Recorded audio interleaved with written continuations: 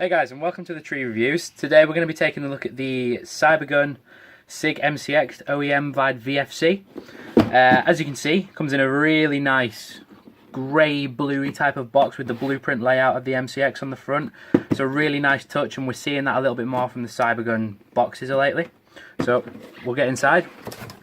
Inside, first thing you're presented with is the MCX. So we'll just pop that out and have a look at what's in the box.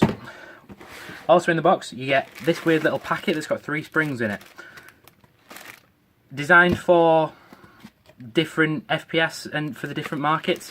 So as you can see, you get a 90, a 110 and a 120. The gun does come fitted with an M90.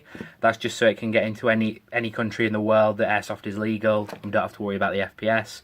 This way you can then just change it. It is a quick change spring system. We'll talk about that a little bit more when we get there. Underneath this little grey panel is your magazine.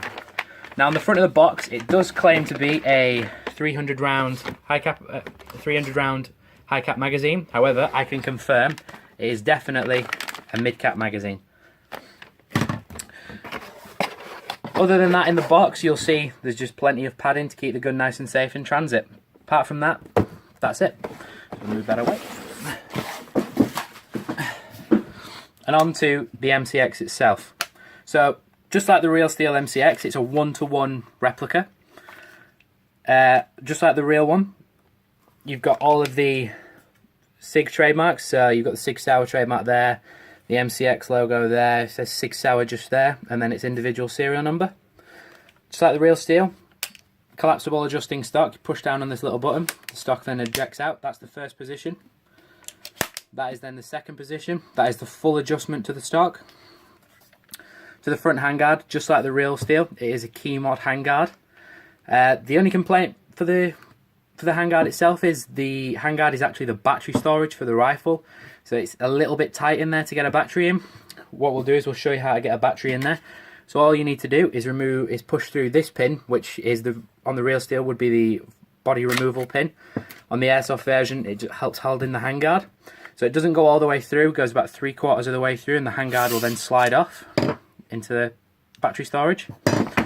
The batteries that I run in my MCX are the Nuprol 74 1450s, and how I found the best way to get them to sit in is if you sit the wires through the middle, and then you put one leg of the battery into the little void on the left hand side and push down, running the wires over the top of the barrel, push the second leg into the other void on the right hand side of the barrel, and then just run the Tamiya plug back under the barrel, connect up, and then just hide the little balance charger plug up into the front part of the rail.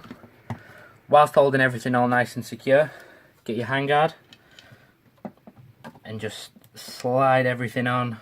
That's the best way I find to fit my handguard. So just because we're doing a review, I'm not going to mess around with that today.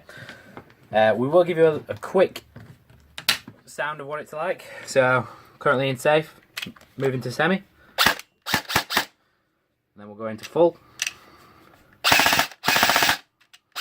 So as you can hear, it has a really nice rate of fire. Like I said, though, it does have the M90 spring fitted, so the FPS here is a little bit low at the minute. Mine currently at 270 FPS on a 0.25 gram BB, so that is right where you want it to be, roughly on 2s, where you're looking around 300, so that is perfect.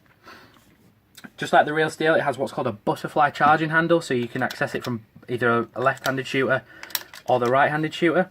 Simply pull back on the charging handle, the fake dust cover will drop down, you can then release because the bolt's locked back.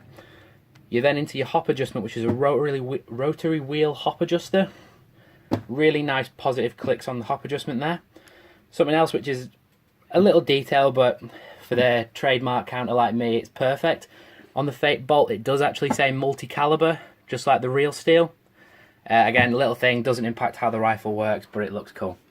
To then close the fake bolt, on the left-hand side of the weapon, you have the bolt stop. You simply press down firmly. Bolt then goes forward, and then you can cover up the fake dust cover. As I mentioned earlier, this is a quick change spring rifle. On the right hand side of the weapon, you'll see there is a Allen bolt there. You simply Allen key, that comes all the way out. The stock will then go up or go down, doesn't matter. And underneath there is a small Picatinny rail section that has an Allen nut in there. You quarter turn that, the spring guide will come out, and then you're into the spring change facility. Apart from that, there isn't really much else to say about the MCX. I love mine. I ran mine on Sunday at a physio site. The length is perfect. It's not too long. It's not too short. It does everything you need it to do. The Airsoft version of the MCX will take real steel Sig MCX parts. It will take the handguard and the stock. It's not compatible with the Virtus MCX range, as that's Sig's new release. So this is a little bit older technology, so to say. But there's still a world of opportunity out there for adding all the real steel parts.